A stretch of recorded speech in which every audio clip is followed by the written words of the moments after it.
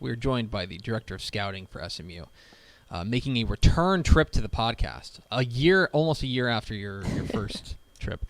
It's Alex Brown. What's up, dude? Not much. Thanks for having me on the show. Thanks for coming. Do you think there's too much golf? No. There's really never enough golf. Oh, Thank you. Boom. Turn off the stream. Let's go. It's like baseball or golf. Like if you're in a football office and you're constantly like watching hours and hours and hours of tape, and you walk into Coach Cooper's office and he's got the par 3 contest on, like that's good. Like I can actually like take a little bit of a mind break and Look at that. Golf is good. Well, now, the official stance. Now here's the thing. No, I'm terrible. Yeah, because, you've got better things to do than play golf. But I am of the belief, one of my longstanding political principles is that there should be a live sporting event on at all times, 24/7. Yeah, and here you are complaining about a live sporting event being 4 a.m. on. Christmas Day. That's a total contradiction. Thank you. I'm glad someone gets it. But No. it doesn't have to be golf. Okay, beggars can't be I'm just choosers, ready my for friend. opening day. This is I'm ready for opening day. I'm itching for opening day. Normally, the Masters comes on. This is the Masters, right? Oh my gosh, stop. Normally, the Masters comes on, and we're already inundated with baseball, and so I can be like, all right, don't worry. I'm going to be worried about the Rangers left field situation instead of who's going to Yeah, because you're a hit sicko. a 9-iron on the par 7 or whatever. But I digress. Now I just need baseball to start. Today's Wednesday, April 6th, 2022, 232 days till Thanksgiving. Happy birthday. Do you want to say it? To our very own Ishmael Johnson. Happy birthday, It's Ish. his birthday today. I told him that would be the last time we mention it. No, it absolutely will not be. Episode 1363. All right, we're continuing our guest extravaganza week by bringing in Alex Brown. Thanks for making some time. I know you're busy. These are different colors than the last time that I talked with you. Yes. The last time we had you on, we've never had SMU Director of Scouting, Alex Brown, on. We have had Rice, Director of Player Personnel? Recruiting. Director of Recruiting, Alex Brown, on. You've changed gigs, but now you're local, which means you can just come in the studio. Now you know where we are. Anytime you want to just crash, it's cool. We'll usually have golf on. I was going to say. So I know you liked your gig at Rice. So what are you doing here? So this was actually, SMU was the first school that I went to when I was in college my senior year. I had basically gotten every single no from all 32 NFL teams. They didn't want a guy who was going to a school that didn't have a football program and had zero work experience with the team. Because you went to UTA. Because I went to UTA. UTA, love the Mavs. Awesome. Got to bring back that football program. I know, we got to. Somebody, which camera am I on? All this of one? them. Just keep pointing on the camera. So I go over there, and this was right when June Jones was let go, and they were in the interim phase. And I was like, hey, I want to work for free. I live right down the road. And to their credit, I mean, they're like, hey, we don't really want to bring you in when we are literally hiring a head coach right now. So if that didn't happen, I wouldn't be at University of Houston, where I got my first volunteer job for 6 months. And then Herman put me on, and we did some things over there. So it was always one that I was targeting, just as like, if they ever reached out, I would be extremely interested because I grew up in Arlington. It's right down the road. I've spent the last 7.5 years in Houston, and like my nieces and nephews are growing up, and like my brother's family and my mom and dad. So it was something where not only was it a step up from a football program standpoint, the prestige standpoint, being from the area was huge to me because I have roots here. I know the area. I feel like as good as any area in the state of Texas. And when I met with Rhett Lashley, it was kind of like we both clicked. We had kind of similar thought processes on how we were going to approach the roster, approach recruiting Texas, approach just the whole SMU program. And, it all felt right. And that just happens every now and then. And for me, it was one of those roles where now I'm really focused on the scouting world and the player personnel side. At Rice, I had an awesome opportunity with Coach Blomgren. He allowed me to run the show and hire my interns and hire my assistants, and that's like invaluable experience as far as being a manager and being in charge of a lot of different aspects. But here we have so many people hired on our staff that now you have specific lanes and you get to like really hone in on, for me, like my favorite part of the job is the evaluation side of it, the building of the team. So It just made so much sense across the board. So, and because one thing we're going to do over the course of this conversation is probably compare SMU and Rice, right? Compare where you were to where you are now. And I guess we should start as a baseline. You didn't leave Rice because you didn't like Rice. There wasn't anything. This was just an opportunity that you couldn't pass up. Is that correct to say? 100%. Okay. Yeah, I still love Houston. Yeah. I know people up here like Dallas versus Houston. I like both now. Yeah. And it's weird to kind of feel like I'm from both cities at this point. But there was absolutely nothing wrong with that job. I loved it there. So you mentioned clicking with Rhett Lashley. We had him in our offices a couple of weeks ago. 3 weeks ago he was in, right? Yeah. Yeah, about him. About then. Mike Craven sat down with him. Seems like a cool guy. You mentioned that you guys clicked. I'm interested in what your first impressions of, because I don't know if you'd ever met Coach Lashley before, or that was your first meeting. I'm interested in what were your first impressions. So my dad played baseball at Auburn. Auburn was my favorite school growing up when I was a kid. So I watched him when they won the national championship with Cam. Kind of followed his career as more of a fan than anything, and the job, obviously, he reaches out. It's bang, bang, bang. Hey, got your name recommended. Can you come visit with me? And you go into these interviews and you're prepared with, booklet, presentation. This is how I would structure it. I don't even know what job I'm interviewing for. Like, I don't know if it's personnel, scouting, recruiting. So you kind of go in with an open mind. I got to feel this guy out, see what he's about. What is he interested in me for? And I come in the office and it's literally him and Casey Woods and Kyle Cooper, because they were still hiring the staff. They were still making decisions on strength coach, GAs, QCs. So it was kind of an empty office. And you go in and I kind of have my book and, your bag, and you're ready to all right, so First day of school. When do I pull this out? And so we sit down and we start having a conversation. He's just asking me about, growing up, why is this job interesting to you? How do you see this program? Where do you think we can be? And it kind of went to a high level conversation within 5-10 minutes. And in an hour and 15 minutes, I never got to the bag. I never got to anything. Oh, wow. And for me, I wasn't sold on hey, I'm for sure leaving. There's a good chance that I don't get this job and I'm still working at Rice and we're going to be in their conference. So I don't want to give them the whole recipe. Right. So I didn't want to leave them with anything. And so I found out where they were staying. The coaches, what was their team hotel. Wow. Stayed there, go down to the restaurant downstairs, wait for them. Sure enough, some GAs, QC, some different people that were getting hired were there. So it was I got to have basically 2 interactions with a staff, and it just felt right. We all meshed. And in terms of kind of the vision for the program, it all lined up. And so as I'm leaving, he's like, so – I'll give you a call in a couple of days. You got any questions? And I was like, well, what's the timeline on this? When should I hear back? He's like, well, next time I call you, you won't come back for another interview.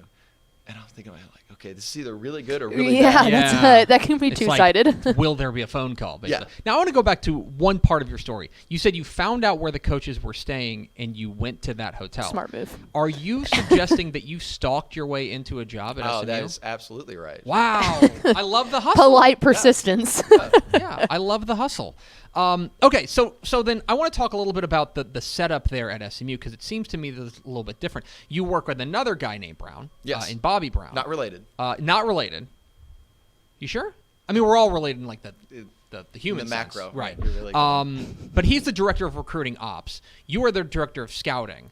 Is there anyone else that I'm forgetting in this Yes. whole stew? Yeah, so Shay Taylor's our on-campus director. Okay. So her and Bobby kind of work together in terms of the logistics of junior days, official visits, unofficial visits.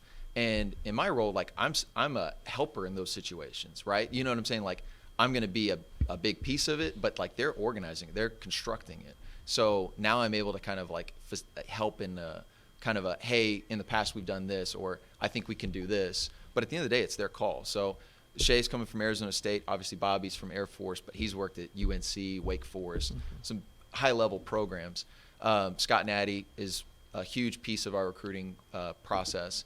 And so his role is more so on the Dallas recruiting side. So we kind of call him our Dallas Dream Team. So it's Scott Natty, Jordan Blake, played at SMU, and Danny Wesley. So those 3 guys are so connected into every single person in the DFW area that they're kind of hey, we came across this name, or hey, this guy's coming in town, what is our approach going to be from either a recruitment standpoint or when they're actually on the visit?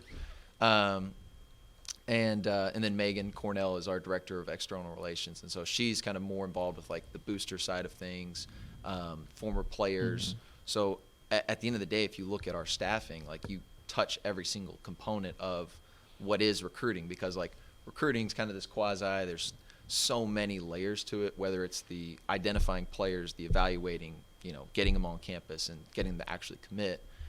There's steps to that and processes. So now you've got basically 3 different people who have been either director level or assistant director level people at different universities. Mm-hmm. And we kind of all get to share our, collective resources on like, hey, what's the best way to do this? So it strikes me, and correct me if I'm wrong, and I am a dummy.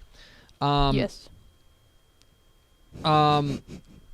It seems like to me that they took what your job was at Rice and they kind of split it up into a few different places, because I remember in our first conversation you talking about, getting guys on campus and organizing those types of things, stuff like that.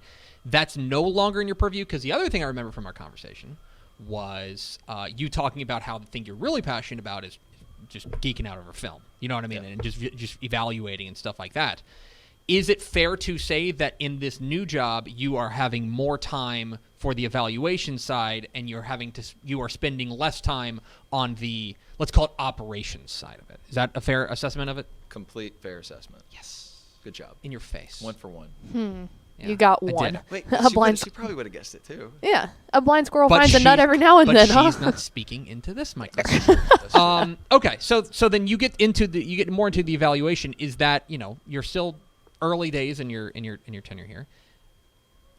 Do you like your job?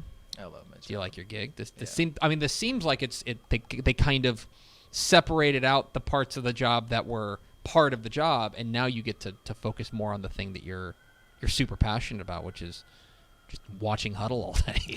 Being a nerd. I think I've kind of got you pegged here. Yeah, you got me pegged pretty well. And then just in terms of making the numbers make sense, mm-hmm. and making sure we're bringing the right people, and half of it's the film, but half of it's like doing the research and making the calls and mm-hmm. getting to know the kid and talking to the kid and the coach, and it's both information gathering and like actual evaluating talent. So that's the thing that most people kind of forget or don't put as much attention to, but it's really a 50-50 deal mm-hmm. as far as like your resource allocation. Alex Brown from SMU joined us here on Texas Football Today. You can get involved in the conversation, #TFToday. Get questions in the comments if you ever want to ask a director of scouting all about his job. Okay, let's talk about like recruiting philosophies. SMU and Rice are different schools. They are in different parts of the state. SMU's still got very high academic standards, but maybe not the rigorous academic standards that Rice has. How would you delineate between what is your recruiting philosophy now, maybe versus what you guys were doing at Rice? I'm not asking you to crap on it. No. So it is completely different. So like when you're dealing with the academic kind of rigor of Rice, our main focus was, okay, every single, our phases, mm-hmm. there are different levels of academic kids that come through from a profile standpoint. The upper echelon guys, we need to know about every single one of those guys in the state of Texas, specifically Houston, but mm-hmm. the entire state of Texas. And we're going to take our shot at them. Whether they're 3-star, 4-star, we don't really care, because in the same way that SMU, we're going to recruit every top-end player in the DFW, whether we sign them or not. We're going to have that relationship built up for whether it's the back end or the front end. Okay. Mm-hmm. So that's the starting point, and then you work your way out. And with Rice, it's actually kind of like an awesome process, because you get to just, hey, I'm going to filter out all of the GPAs and all the test scores, and with COVID waivers now, mm-hmm. Not requiring tests, Rice pulled back on that too. So we were able to basically like, hey, I'm going to take every high academic kid from our really pipeline areas that we have the best relationships with, and that's going to comb my list. Mm-hmm. Whereas in SMU, it's like, I'm going to evaluate every Division I caliber football athlete in the DFW, and then I'm going to see what I'm missing in this class. And then I start to work my way out. And what naturally happens, because of whether it's Coach Thibodeau being from Houston or Coach Nivar being from Houston or recruiting Central Texas, we're going to gather a lot more names as we go through that kind of sorting process. But really, we're able to kind of like dig the roots a little bit deeper and work our way out from that standpoint. SMU is also a program that much more, I would say, than Rice has leaned into the transfer portal. They've gone in there, and that's kind of changed the game a little bit. Let's first talk a little bit about how the transfer portal has changed things, because it seems to me, I'm working on a piece right now for the magazine about just the state of recruiting across the state of Texas. It seems like there is a noticeable bite that the existence of the transfer portal has simply taken out of the number of high school kids that people are taking. From your perspective, and you can just say everything, but how has the transfer portal changed your job? And are you responsible for, if a kid enters the portal from, Harvard, I'm picking a name from name at random, are you responsible for scouting them as well? Yeah. Mm-hmm. So that's a huge chunk of what your day looks like. Mm-hmm. I mean, I've got an intern assistant that Brian Filker goes through 5 a.m. to 11 a.m. And then I have another guy that comes in, Trey Quinn, former SMU receiver. Mm-hmm. He's back to finish his degree, and he's interning with us. He's really good. He's really, really good. Does he have any eligibility left? No, he doesn't. Have you checked? Because there was a bunch of COVID stuff. No, so he was wondering. He was wondering because he graduated or didn't graduate, left for the NFL early, might have 1 year left, get on the golf team. I love it. No, so we're combing through the entries, right? So this is the waiver wire, and that's that component of it. But you also got to be ready for, in case a guy that isn't getting playing time at a higher level school that about, have a lot of intel on how they were in high school, or SMU is one of his top schools coming out. So it's a constant churn of both the guys entering and the guys that could be entering. So what it's done, I think, for the college side of it is now you're able to look at short-term needs, long-term needs, in a much more professional standpoint. And in my world, in terms of like the personnel directors across the country, you have to be on top of your own roster, because if you're not talking to someone else's, and you have to know where these guys stack up versus the players that enter in the portal, because grass isn't always green on the other side. You want to make sure that you're keeping those relationships within your building, because why would I bring in a player if that's going to lead to 3 others transferring out, right? So those are the things you got to weigh. And then on top of that, it's not just I'm going to go in the portal and I'm going to find the best 5 at X position. Because if the next 5 at that position are all seniors, I'm going to have to basically waste 5 more picks in next year's draft class, signing class. So it's a game of like, okay, where are we at developmentally at each of these positions, and how do we need to supplement? Do we need a older guy? Do we need a younger guy? And that kind of helps build your list. It's funny you mentioned like the draft part of it. I know you have some history with the NFL and things like that on that side, not only as an NFL liaison there for Rice, but also you worked for NFL Network at a time and stuff like that.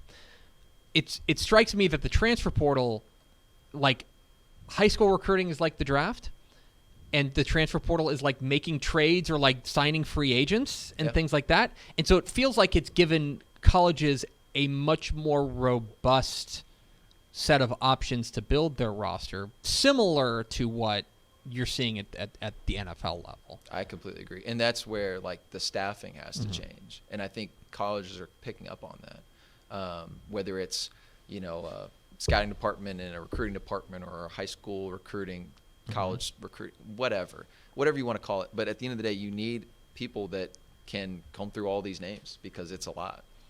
Okay. Let's talk about the other thing that everybody's talking about in the recruiting world, which is NIL. Yeah. How much do you interface with that, and how have you seen from your perch, how have you seen that change the landscape of recruiting? Because I know it was about probably 10 months ago that everybody around here was freaking out because of Quinn Ewers reclassifying and things like that. I kind of told people, don't freak out. It's going to happen like twice a year, and, Texas high school will be fine. You don't have to worry about seeing your favorite team play on Friday night. But how have you, from your perch, seen NIL affect the recruiting world? It's, first off, from a rule standpoint, I'm not allowed to have any interface with it. So I don't. The biggest thing that you're seeing is the market hasn't settled itself out yet. Oh, here we go. You be quiet. I know who that is, too. This is a professional podcast, sir. Thanks I'm for gonna need watching. all phones silenced. Go on. The market hasn't settled itself out yet, right? So Quinn Ewers gets the $1 million deal, and then the unnamed player that we all know who his name is gets a $7 or $8 million deal. So what does that actually mean, right? Like, people are just seeing the big number and not realizing, hey, this is prorated. Hey, he's got to do X, Y, and Z.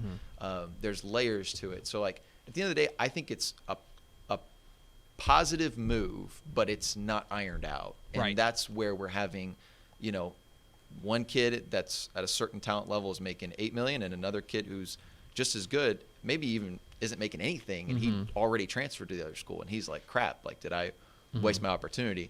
So I think it'll take like a year and a half for that to actually like sort itself out, because, like, that's just how the market works. Like, it's going to take time for people to see, like, okay, you're willing to spend this and they're willing to spend that. And it's not even about buying players, because that's not how the system is built. It's built for, hey, this guy is a hot commodity at Champ Sporting Goods or Rally House or whatever it is. He should be able to like get a cut of that. He, is getting hit up for marketing deals or whatever, name, image, or likeness. So it's like, if I'm able to go to a bigger school and get a better situation, why wouldn't a kid be able to do the same thing if the market says that, right? From a capitalism standpoint, because that's the country we live in. Right. So from your perspective, and I'm certainly not asking you to sign this with the pony and things like that and say this is the official stance of SMU, but you, Alex Brown, view NIL as net positive. Got to figure some things out to make things a little bit smoother, but overall a net positive for the sport and for players. Net positive. The education piece is the most important thing. Of don't sign a $5 deal that the guy's going to have the rights to your tweets for the next until whenever. Like, you got to read like these contracts. I'll buy your tweets for $5. I'll buy your tweets for $5. Yeah.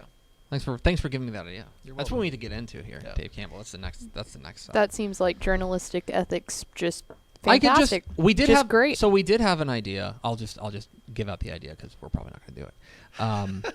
We were going to, when NIL first started cooking, I was like, you know what? What if we went to all 12 FBS teams in Texas, and we went to their deep snapper, and we offered them like $100 each, and we said, we need you to just kind of tweet about Dave Campbell's to be like, the official publication of Texas long snappers, stuff like that. Feels like that's a real market that's been underutilized. Yeah, because everyone's already targeted kickers. Punters are people too. Like, Punters. Pat McAfee's really got that kind of market cornered. Like, you go for long snappers. I know the deep snappers. Deep snappers are, first of all, they have long careers in the NFL too. JP Ladisor's been a Dallas Cowboy for 100 years. Yeah. You know what I mean? So that's like a long-term investment. I was in high school when he was playing. Yeah. Yeah, exactly. Yeah. High ceiling, low floor. Okay, so you're back in Dallas. You told me in confidence that I'll not bring to the air that you guys have figured out a place to live. How's the housing market going? It's fine for me because I'm not buying. Okay, got it. Okay, are you? So then you mentioned off the top that you were pleased to be back in Dallas and things like that. Do you feel like you have, as a Dallas guy, do you feel like you've gotten back into the rhythm of the city, or has it changed a lot since you were a young whippersnapper? It's nice to be able to go somewhere and not plug anything into Waze. Well, except here. Except here, yeah. Should have bet a car lot. That was cool. Our bad. There's a little bit lack of humidity here too. Like, that's got to be a change from Houston. No, it really is. Now, the one thing that was awful, because I was training for the Houston half marathon, because I got into running when COVID hit. And Houston, like, there are no hills. It is below sea level. Yeah. The race might be one of the easier half marathons. And I'm like, okay, I'll ease into this. Not going to be a big deal. And I get the call from getting the SMU job. First official visit's the weekend of the race. I'm like, golly, all that like training, not going to get to run it. And my dad's like, well, the Cowtown's in a month. I'm like, okay, I've probably run like 4 times in the last 3 weeks because we've gone through 4 official visits and signing the class in less than a month. And the difference in the humidity is one thing, but the hills and like. Well, you literally took a job at the hilltop. Literally. It's a great point. It was kind of written in the cards there. Yeah. I gotta tell you, man, between the whole waking up at 4:30 thing and like I love running, like I'm glad we're friends, but like we're not the The same. 4:30 thing, like once I got up here, it has fallen way off. Okay, good. No, because, all right, because, welcome back. because now I have One of us. I have a commute now from Yeah. Arlington because I'm staying with my folks now, just until I lock in that place. And I'm like, I'm getting every ounce of sleep right now. Yeah, that's a smart move. Well, I'm just saying, it doesn't have to change. Oh, it will change. You can when I just get keep closer. sleeping in. It will. Okay, you when I was texting with you earlier this week, you mentioned that you were on an official visit. What, I don't want you to give away all the secrets for an SMU, someone who's interested in SMU is going to do an official visit, but like, what's an official visit entail at SMU? What do you get whenever you show up on campus? And Rhett Lashley, I presume puts you on his shoulder and give you a little ride. So what was really cool about the official visits in the springtime right now is we're kind of transfer world. Like these are older guys. They know what they want, right? So it's a lot more ball. It's based around, obviously, like we had a spring practice, a spring scrimmage. So we were able to kind of like funnel in both the ball side, but also getting around our players. The main thing that we always try to focus on is like, we're going to win people with the people in our building and like the relationship side. So like, I want to make sure that he's spending quality time with his position coach, with the head coach, with the coordinator, and most importantly with our players. You got to get a taste of Dallas. So like Terry Black's on Deep Ellums, can't beat that. Del Frisco's isn't bad in Uptown. There's just so many different places that you can go to based on what the kid likes. And that's like, for me to like other recruiting people, we always talk about like, you got to make it fit the player, right? Like you don't just do cookie cutter visits nowadays. Like it's just not how you do things. And with us being in Dallas, in 30-mile radius, you can literally touch anything in this city, which is pretty cool. You guys have, I don't know. It's because one of the things that under the previous regime there at SMU was really important was like we're gonna draw a circle around DFW and that like we're gonna own that. My early thoughts on what we're seeing from Rhett Lashley and company is like, well, that ain't going to change. There are going to be some things that, are a little bit different, but like, is it still fair to say that you're not going to be doing a lot of flying? You're going to be doing a lot of driving. A lot of driving. Yeah, I figure that's the case. Like, and that's the awesome part about this job versus any other job in the country is like, they did a really good job here. Like the last two head coaches that have been here did a great job of building this program up. And like we take a lot of pride in being Dallas's college football team. We're the only college football team in Dallas, Texas. So that's exactly right. Do we have any questions from the people? We sure do. We talked about him in This Week in Recruiting last week, 2 weeks ago. But people are wondering how you feel about Randy Reese, your recent signee from Oak Cliff. Ooh, can you comment? I cannot comment. Okay, that's I didn't It's a great know. question. You got It got. is. Well, we think he's pretty good. I am So allowed there's to that. say, yes, we are recruiting him. You are Okay. recruiting him? That is That the is- extent of my. I think this And there's a this is- checkbox. let me draw a hard line between that we're presently not even sitting in the same room. So imagine that. I think he's pretty good. Don't react. Don't react. Don't react. Don't react. I'm watching the par 3 contest. That's Well, great. Okay. there we go. I think he's pretty good. Okay, I have another question. We always ask everybody about food, and we kind of got into that a little bit. But where around the SMU campus would you recommend people going? Have you had a chance to do that? If you're coming to one of our morning practices, Shugs has the best bagel sandwich ever. Like my first day on the job, my intern Brad Jones, he's in law school. He's like, "Hey, you got to have a Shug." Okay. So it's really good. Really Okay. good. And then, I guess you're from Arlington. So where's the go-to spot in Oh, it's Arlington? El Gabacho. Oh. There's no There- even hesitation. Oh, wow. No hesitation. All right. Yeah. Got it. That's very good. All right, you've now been in the college scouting game for 7 seasons. Is that fair? This is going on 8. This is going on 8. Yeah. So you've got a long enough resume here that I want to know if there's a kid that immediately springs to mind that you missed on. That there's a kid that you watched his film and you were like, I think I have an idea about what he is. But then, and it can even be a guy that you were like, we're going to take a flyer on him, and he ended up being unbelievable. But is there a guy that you watched his film and you were like, it's okay, you thought this, and then it turned out that he was significantly better? Yep. So Peyton Turner. Okay, yeah. And I actually really liked him, but I didn't like him. Like Roosevelt Majid at the time, was our GA, and we had lost a slew of commits because Tom Herman had just taken the Texas job, and so we're kind of like keeping the walls in. Derek Parrish, who's doing an awesome job there, like he was kind of the ringleader of like, hey guys, don't leave, let's stick together. And Peyton was always on our radar.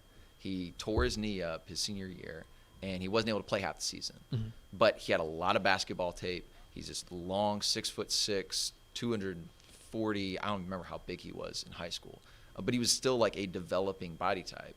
And the film, he's at Westside High School. He's not playing like high level 6A ball, and it was okay. It was solid. You could tell he was a hooper. But Roosevelt Majid was like, dude, like we're gonna have a hard time finding this type of skill set prototype. I love the kid's work ethic, and so we bring him on an official visit. And at the time, we were like, well, he'll grow into being an offensive tackle, like 'cause he's not super twitchy, like he's not this explosive, dynamic athlete. And his mom is like, she's awesome. She comes in, she's like, I want him to play defensive end. And she goes to the defensive coordinator, Mark D'Onofrio. It's me, AJ Blum. And we're sitting there in the hotel, and he's like, yeah, I think I kind of want him at the end. This is on the official visit.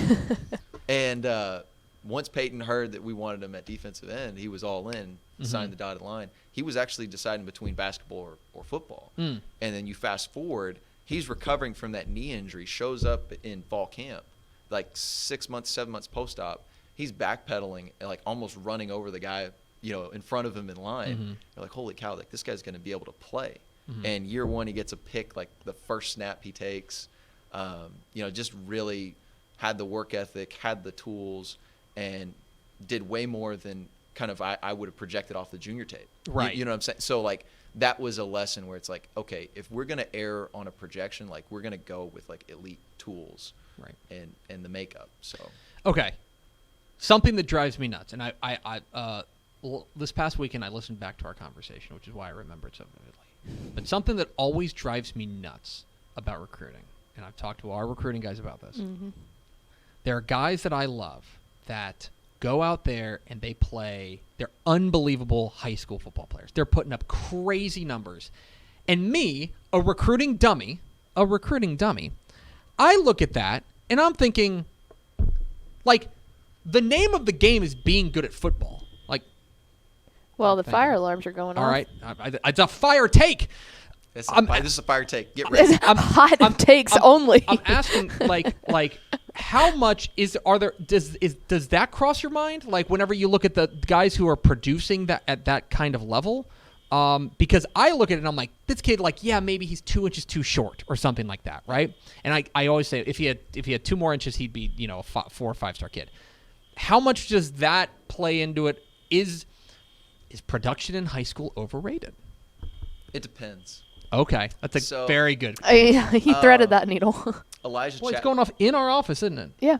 I know. So the takes are too Elijah hot. Chapman, number 40 for our defense. Like if you just pull up the game film from last year, who jumps out on tape? It's him. Like he is unbelievably disruptive and explosive, and he's a problem to block. Yes. He's a problem to block at practice. Is he how you would draw up a nose tackle or a 3-tech? No, not at all. But that's where, from an explosiveness standpoint, from an athleticism standpoint, play strength, like the aspects of the position, he is so good in all these other categories it compensates, right? So it's a sliding scale. And like the person that I would always point to is with the Raiders, Amik Robertson. He was a Louisiana kid, came down to us in La Tech. He wanted to stay home. He had a kid. But he was 5'8" and a quarter.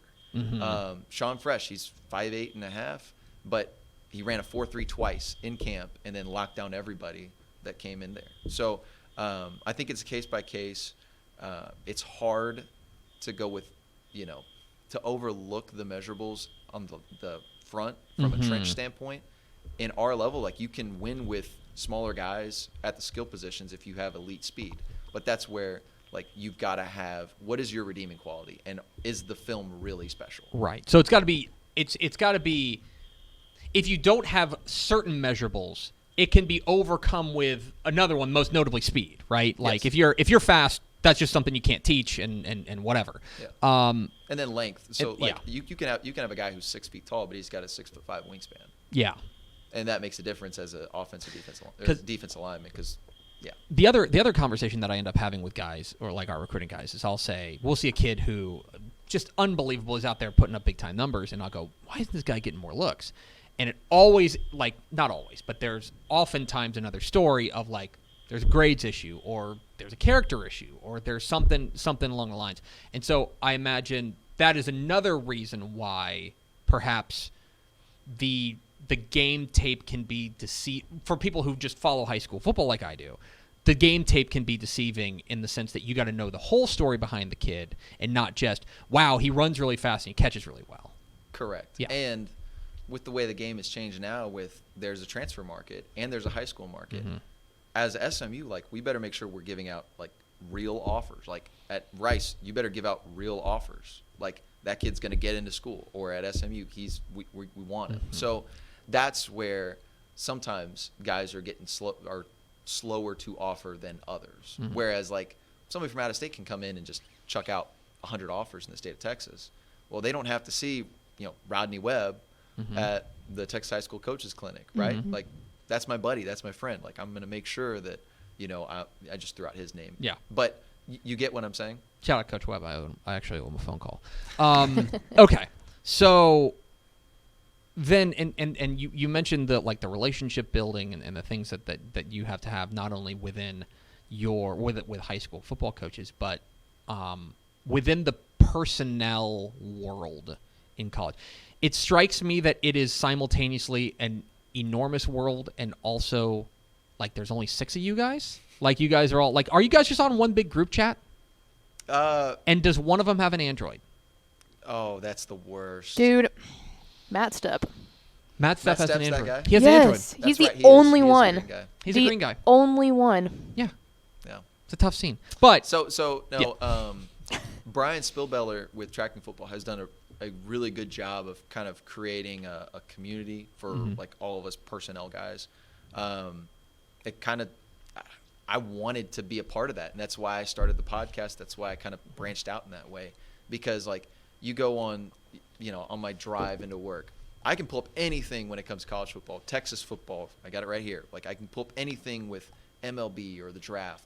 There's really, like, at the time, there wasn't much for truly personnel in college football. Mm-hmm. There's a lot of recruiting coverage, and guys at 24/7, Rivals, all these different companies do a great job at covering it. But they're talking, the 5 stars, Alabama, Ohio State, the things that the common football fan wants to know about. But for me, like, as a younger director at the time, I was trying to get better at my craft, and so I'm like, all right, well, nobody's talking about it. I'll just call the people that I want to learn from and bring them on my show. So really, the podcast arose from really selfish means. for sure. Yeah. Same thing with this. Like, this, that's all this is. Okay, let's see if we can get you in trouble. Your boss, Rhett Lashley, like I said, we had him in here, and seems like a great guy. Seems like a super cool guy. Do you have any dirt on Rhett Lashley? I don't yet. You don't have, there's no, like, there's nothing like he does that's I feel like you got to give him at least a like season. quirky. Anything that you're like, that's interesting. Any idiosyncrasies? No, on a cool front, we actually start off every single staff meeting with a devotional. And Okay. So he makes Oh, nice. every single staff member that sits in those meetings give a devotional. I'm like 27 on the list, which is great. I got time. Oh, really? I can procrastinate. So it's like everyone's on staff, yeah. and it's like, all right, like, we're starting at 1, which is the offensive coordinator. Yeah, because we got a staff meeting at 1:30 today, and we'll go in, and that's what'll be going down. Okay, that's interesting. Do you know what you're going to say yet? No.